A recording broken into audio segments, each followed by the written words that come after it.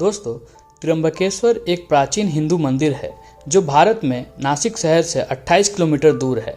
ये मंदिर भगवान शिव के उन 12 ज्योतिर्लिंगों में से एक है जिन्हें भारत में सबसे पवित्र माना जाता है। त्र्यंबकेश्वर ज्योतिर्लिंग की सबसे अद्भुत बात तो ये है कि इसके 3 मुख हैं, एक भगवान ब्रह्मा का, एक भगवान विष्णु का और एक भगवान शिव का। तो दोस्तों, अगर आपको ज्योतिर्लिंग के बारे में जानकारी चाहिए तो आप मेरे भीमाशंकर ज्योतिर्लिंग के वीडियो को जरूर देखें, क्योंकि उसमें मैंने पूरे डिटेल्स में बताया है कि ज्योतिर्लिंग क्या होते हैं और उनकी उत्पत्ति कैसे हुई थी। मैं उसका लिंक नीचे डिस्क्रिप्शन में डाल दूंगा। तो दोस्तों, स्वागत है आपका मेरे चैनल अनसीन डेस्टिनेशंस पे। तो अगर आप न्यू है चैनल पे तो चैनल को सब्सक्राइब करना ना भूलें एंड वीडियो अच्छी लगे तो लाइक एंड शेयर जरूर करना। तो अभी मैं नासिक में हूँ और भीमाशंकर ज्योतिर्लिंग के दर्शन करने के बाद मैं नासिक आ गया हूँ एंड आज हम सुबह सुबह निकल पड़े हैं त्र्यंबकेश्वर ज्योतिर्लिंग दर्शन करने के लिए।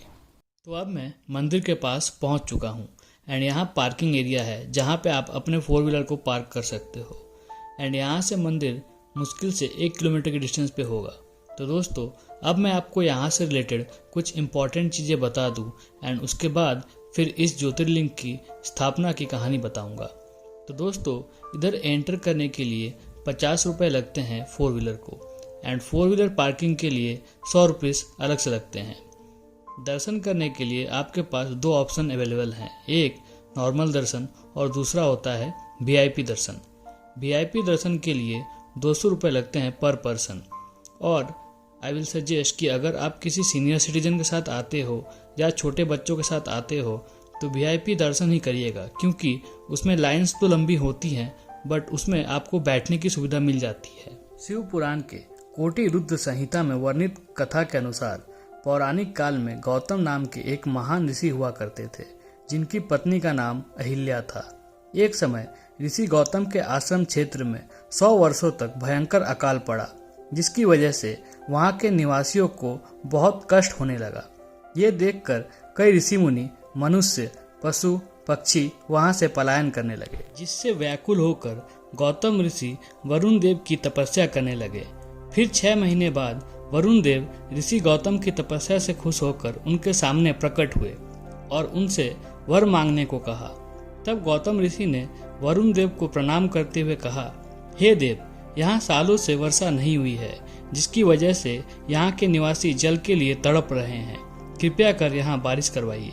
वरुण देव ने कहा, देवताओं के विधान के विरुद्ध मैं जल तो नहीं बरसा सकता, किंतु मैं तुम्हें अक्षय रहने वाला जल दे सकता हूँ, इसीलिए तुम एक गड्ढा तैयार करो। उनके ऐसा कहने पे गौतम ऋषि ने 1 हाथ गहरा गड्ढा खोदा और वरुण देव ने उसको दिव्य जल से भर दिया और फिर वरुण देव वहां से अंतर्ध्यान हो गए। उसके बाद ऋषि गौतम उस जल को वहां के लोगों में बांटने लगे। फिर उन्होंने वहां धान, जौ और फूल के बीज बो दिए। फिर कुछ समय के बाद वो जगह अनेक पेड़ और फूल से भर गए। यह समाचार सुनकर वहां दूसरे ऋषि मुनि, पशु, पक्षी वापस आकर रहने लगे और वहां के लोग आनंद पूर्वक रहने लगे। एक दिन की बात है, गौतम ऋषि के आश्रम में रह रहे ब्राह्मणों की स्त्रियां उस अक्षय जल को लेकर अहिल्या से नाराज हो गई, जिसके बाद ब्राह्मणों ने गौतम ऋषि का बुरा करने के लिए गणेश जी की आराधना की। कुछ दिनों बाद ब्राह्मणों की आराधना से प्रसन्न होकर गणेश जी प्रकट हुए और वर मांगने के लिए कहने लगे। तब वो लोग बोले, भगवान, यदि आप हमें वर देना चाहते हैं तो कोई ऐसा उपाय कीजिए जिससे समस्त ऋषि डांट फटकार कर गौतम ऋषि को आश्रम से बाहर निकाल दे। भक्तों की बात मानकर गणेश जी ने उन्हें उनका मनचाहा वरदान दिया और वहां से अंतर्ध्यान हो गए। इसके बाद गणेश जी गौतम ऋषि के जो खेत थी उसमें एक दुर्बल गाय बनकर धान और जौ चरने लगे। इसी समय गौतम ऋषि वहां अचानक आ गए और भगवान गणेश रूपी गाय को चरता हुआ देख एक तिनका उठाकर उस गाय को भगाने लगे, परंतु तिनकों का स्पर्श होते ही वो गाय वहीं पे धड़ाम से गिर पड़ी और ऋषि के देखते देखते उसी वक्त मर गई। वहीं दूसरे ब्राह्मण और उनकी स्त्रियां छुपकर सब देख रहे थे और उस गाय के मरने के बाद सबने गौतम ऋषि और अहिल्या पे गौ हत्या का आरोप लगाकर उनको उस आश्रम से बाहर निकाल दिया। उसके बाद वे उस स्थान से तत्काल निकल गए और कोसों दूर जाकर उन्होंने अपने लिए आश्रम बनाया। वहां भी जाकर उन ब्राह्मणों ने कहा, जब तक तुम अपने पापों का प्रायश्चित नहीं कर लेते तब तक तुम्हें कोई यज्ञ नहीं करना चाहिए। तब ऋषि गौतम उन मुनियों से अपनी शुद्धि की प्रार्थना करने लगे, जिसपे मुनियों ने कहा, गौतम तुम अपने पाप को प्रकट करते हुए 3 बार सारी पृथ्वी की परिक्रमा करो और फिर लौटकर यहाँ 1 महीने तक व्रत करो। इसके बाद ब्रह्मगिरी की 101 बार परिक्रमा करने के बाद तुम्हारी शुद्धि हो जाएगी। अथवा यहाँ गंगा जी को लाकर उन्हीं के जल से स्नान करो तथा 1 करोड़ पार्थिव लिंग बनाकर महादेव जी की आराधना करो। फिर गंगा में स्नान करने के बाद पर्वत की 11 बार परिक्रमा करो। गौतम ऋषि ने उनकी बात मान ली और कहा, मुनियों मैं आप सभी की आज्ञा से यहाँ पार्थिव पूजन तथा ब्रह्मगिरी की परिक्रमा करूँगा। ऐसा कहकर ऋषि ने उस पर्वत के परिक्रमा करने के बाद पार्थिव लिंगों का निर्माण करके उनका पूजन किया। साध्वी अहिल्या ने भी उनका साथ दिया। गौतम ऋषि के ऐसी आराधना से खुश होकर भगवान शिव प्रकट हुए और कहा, महामुनि मैं तुम्हारी भक्ति से बहुत खुश हूँ, तुम कोई वर मांगो।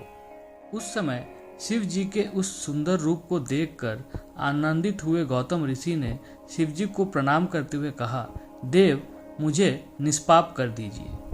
भगवान शिव ने कहा, मुनि तुम धन्य हो और सदा ही निष्पाप हो। इन दुष्टों ने तुम्हारे साथ छल किया है, उनका कभी उद्धार नहीं हो सकता। भगवान शिव की बातें सुनकर गौतम मन ही मन बड़े विचलित हुए। उन्होंने हाथ जोड़कर कहा, प्रभु उन ऋषियों ने तो मुझ पे बहुत बड़ा उपकार किया है। यदि उन्होंने मेरे साथ ऐसा बर्ताव नहीं किया होता तो मुझे आपके दर्शन नहीं हो पाते। गौतम ऋषि की ये बातें सुनकर भगवान बहुत खुश हुए और बोले, मैं तुमसे बहुत खुश हूँ, तुम मुझसे उत्तम वर मांगो। तब गौतम ऋषि बोले, देवेश यदि आप मुझसे खुश हैं तो मुझे गंगा प्रदान करें और ऐसा करके पृथ्वीवासियों का कल्याण करें। तब भगवान शिव ने पृथ्वी और स्वर्ग के सारभूत जल को निकालकर गौतम मुनि को दे दिया। तब देवी गंगा वहां प्रकट हुई। उन्हें देखकर गौतम ऋषि ने उन्हें नमस्कार करते हुए कहा, हे देवी आप धन्य हैं, आपने तीनों लोकों को पवित्र किया है। तब भगवान शिव ने बोला, देवी आप मुनि को भी पवित्र करें। तुरंत वापस ना जाकर वह वैवस्वत मनु के 28वें कलयुग तक यहीं रहें। यह सुन देवी गंगा बोली, हे भगवान अगर मेरा महत्व सब नदियों में अधिक है और अगर आप भी मेरे साथ यहाँ रहें तभी मैं इस धरातल पे रहूंगी। गंगा जी की ये बात सुनकर भगवान शिव बोले, हे देवी तुम धन्य हो, मैं तुमसे अलग नहीं हूँ और मैं तुम्हारे कथन अनुसार यहीं स्थित रहूंगा, तुम भी स्थित हो। इस प्रकार भगवान शंकर और गंगा दोनों वहां स्थित हो गए। यहाँ की गंगा गौतमी गोदावरी नाम से विख्यात हुई और भगवान शिव की ज्योतिर्लिंग त्र्यंबक कहलाया। तो दोस्तों ये थी कहानी त्र्यंबकेश्वर ज्योतिर्लिंग की। होप आपको ये वीडियो अच्छी लगी होगी। Thanks for watching and channel को प्लीज़ सब्सक्राइब करें।